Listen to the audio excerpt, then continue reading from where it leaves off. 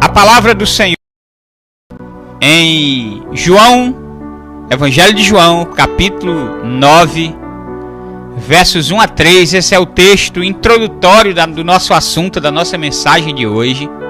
Evangelho de João, capítulo 9, versículos 1 a 3, na versão ACF. A palavra do Senhor diz assim: E passando Jesus, viu um homem cego de nascença.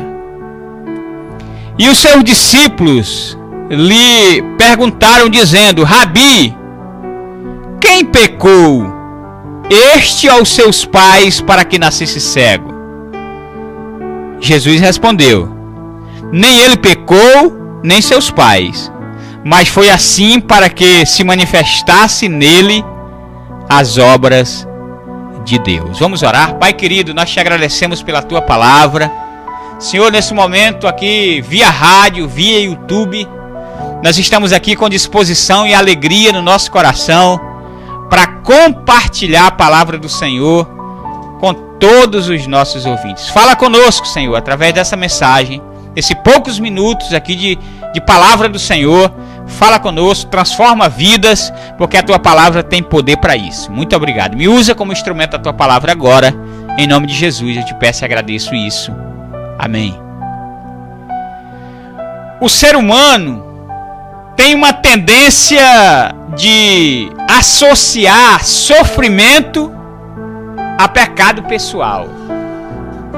Na Bíblia tem um personagem no Velho Testamento chamado Jó, que ele, de uma hora para outra, num piscar de olhos, a sua vida aconteceu inúmeras tragédias. Jó perde todos os seus bens, Jó perde os seus filhos e ele perde também a sua saúde. E os amigos de Jó chegaram a ele e o acusaram de que ele estava em pecado. E na verdade o testemunho de Deus a respeito de Jó é que ele era um homem justo, reto, temente a Deus, que se desviava do mal. Então, o ser humano por natureza tem essa tendência de associar sofrimentos a pecado pessoal. É claro, queridos, que eu não estou aqui negando a veracidade de que pecado tem consequências. Sim, pecado tem consequências. Nós vemos isso desde o início, lá no Éden. Quando Adão e Eva pecaram, eles receberam instantaneamente as consequências do seu pecado. E a consequência mais forte e mais terrível que o pecado faz é quando nós pecamos, nós nos afastamos de Deus. Não é Deus que se afasta de nós, mas é nós que nos afastamos de Deus. Então eu não estou querendo de forma alguma negar que pecado tem consequência. Mas o certo é que homens fiéis também sofrem. Homens fiéis também enfrentam tragédias. Homens fiéis também morrem. Lembro há pouco do pecado universal. Que pecado universal é esse?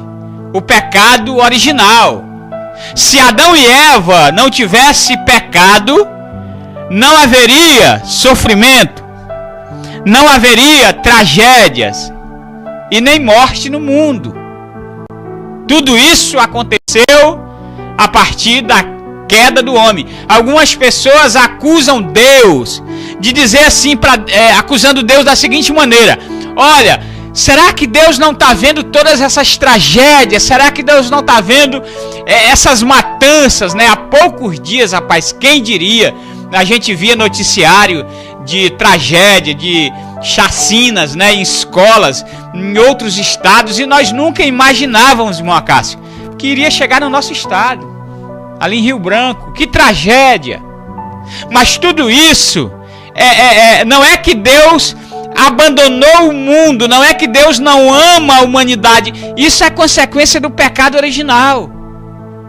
Consequências do pecado original. Agora vamos para o nosso texto base, que é Lucas 13. Nós iremos ler primeiramente o verso 1, Alan. Lucas 13, verso 1, não fugindo dessa temática de que o ser humano associa sofrimento a pecado pessoal. Alguém está sofrendo, então essa pessoa está em pecado. Alguém enfrentou um acidente, sofreu um acidente, alguém enfrentou uma tragédia, então está em pecado. Morreu, está em pecado. Vamos trabalhar nessa temática hoje, nessa tarde. O verso 1, então, de Lucas 13, a palavra do Senhor diz assim: e naquele mesmo tempo estavam presentes ali alguns que lhe falavam dos galileus, cujo sangue Pilatos misturara com os seus sacrifícios. Então aqui o contexto, Jesus estava em certo lugar e algumas pessoas ali estavam comentando: olha, vocês ouviram falar daqueles galileus que Pilatos pegou ele, matou, tirou o sangue e misturou com os sacrifícios que ele fazia aos seus deuses? Vocês viram falar nisso? Provavelmente eles disseram: esses galileus com certeza estavam em pecado. Estavam em pecado, porque olha a resposta que Jesus dá nos versos 4 e 5. Acompanhe comigo então os versículos 4 e 5. Aliás, os versículos 2 e 3, Alan. Me confundi aqui. Versos 2 e 3, quando eles disseram: vocês ouviram falar daqueles galileus que Pilatos misturou o sangue com o seu sacrifício? Olha, os versos 2 e 3 diz assim: e respondendo Jesus disse-lhe: cuidai vós que esses galileus foram mais pecadores do que todos, por terem padecido tais coisas? Não vos digo, antes, se não vos arrependerdes, todos de igual modo perecereis. Então Jesus ele fala o seguinte: olha, vocês estão achando que esses galileus que sofreram essa tragédia, que foram assassinados, eles eram mais pecadores do que todos os outros galileus? Não, de forma alguma.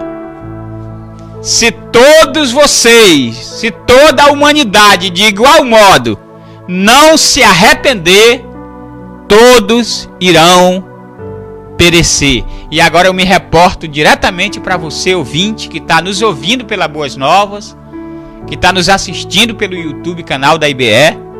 Se você não se arrepender dos seus pecados, isso pode parecer duro o que eu vou falar para você, mas é necessário que você ouça, meu querido.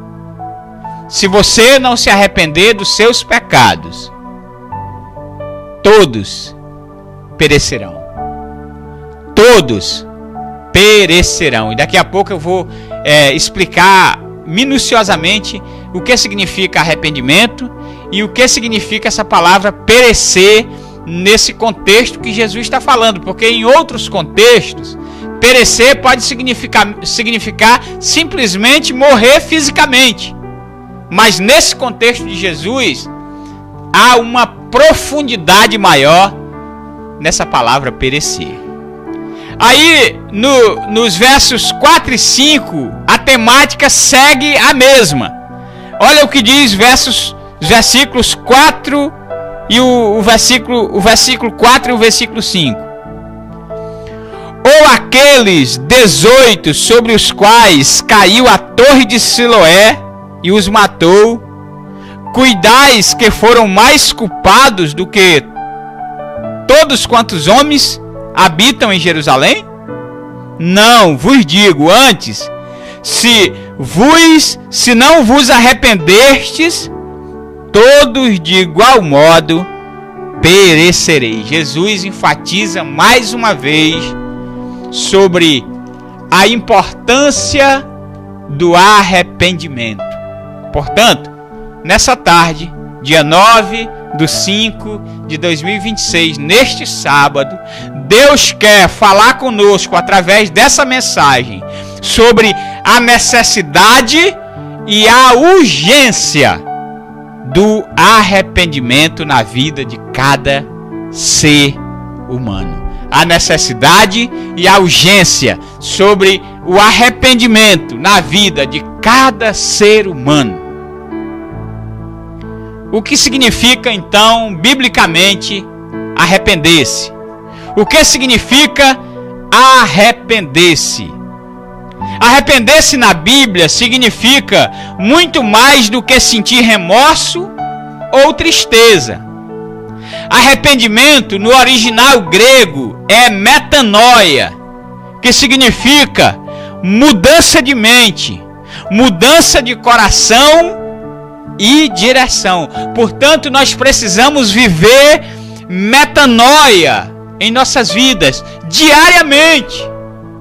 O arrependimento é necessário para que tenhamos comunhão com Deus e para que tenhamos acesso ao céu. É necessário arrepender-se. Jesus, no nosso texto, diz: se vocês não se arrependerem, todos irão perecer. Metanoia significa transformação por dentro, de dentro para fora, mudança interior. O arrependimento produz isso em nós, queridos. Quando nós reconhecemos o nosso pecado e quando nós entendemos que Jesus veio para nos substituir, que Jesus veio para nos salvar e nós nos arrependemos, requer que esse arrependimento, espera-se que esse arrependimento nos transforme interiormente, nos transforme de dentro para fora. O verdadeiro arrependimento envolve pelo menos 3 aspectos. Eu vou falar agora desses 3 aspectos do verdadeiro arrependimento. O primeiro aspecto do arrependimento é reconhecer o pecado. Não poderá haver arrependimento sem um reconhecimento de que você é de fato um pecador. Certa vez eu estava pregando no interior e eu fiz a seguinte pergunta: quem aqui acha que não é pecador? Um menino de uns 10, 12 anos levantou a mão e disse: eu não sou pecador não. E eu falei assim para ele, eu falei: pois você é pecador muito maior, porque você está fazendo Deus mentiroso, porque a palavra do Senhor diz que aquele que diz eu não tenho pecado. Arrependimento genuíno, arrependimento bíblico, é preciso haver reconhecimento do pecado. Lembra do filho pródigo? Lembra, irmão Cássio? O filho pródigo passando fome, e ele então reconhece o seu pecado. Ele diz: eu pequei contra os céus e diante do meu pai. Eu vou voltar e vou pedir perdão ao meu pai. Vou dizer para o meu pai: pai, pequei contra o céu e diante de ti. Já não sou digno de ser chamado teu filho. Trata-me. E dá a ele todos os direitos de filho. Então, arrependimento, para acontecer, precisa primeiramente ter reconhecimento do pecado. Querido ouvinte, reconheça hoje que você é. Segundo, sentir tristeza sincera pelo pecado. Todo arrependido manifesta no seu íntimo uma profunda tristeza pelo pecado cometido. Então, precisa haver isso, precisa haver essa contrição, essa tristeza pelo pecado. O terceiro e último aspecto do arrependimento: mudança de vida. Não há como dizer eu me arrependi e não mudar de vida. Não tem como. É preciso haver mudança. Mudança de direção, mudança de comportamento, mudança de vida. E para nós fecharmos o nosso devocional, quero explicar rapidamente para você o seguinte: o que significa perecer. Porque Jesus diz: se vocês não se arrependerem, vocês vão igualmente perecer. Todos irão perecer. Perecer, queridos, é muito mais profundo do que morrer fisicamente. Quando Jesus diz, se vocês não se arrependerem, e ele falou para aqueles que estavam falando dos galileus, estavam falando daqueles sobre o qual caiu a torre de Siloé, e hoje ele fala para você, para nós, ele diz, se vocês não se arrependerem, vocês vão perecer. Esse perecer significa perdição eterna, morte eterna. Você precisa então agora, aí aonde você estiver, na sua casa, no seu trabalho, no seu carro, você precisa reconhecer que é um pecador, você precisa sentir contrição, tristeza pelos teus pecados cometidos, e você precisa exatamente se arrepender, né? Você precisa ter uma mudança de vida. E se você fizer isso e clamar por Jesus, Ele vai salvar você, perdoar os teus pecados, escrever o teu nome no livro da vida, te salvar. Que Deus abençoe você com essa palavra. Nós vamos ficando por aqui. O irmão Acácio vai chegar agora. Pode colocar alguma imagem aí para o irmão Acácio poder chegar. Deus abençoe vocês. O irmão Acácio vai fechar o programa de hoje agora com mais uma canção. Chega, irmão.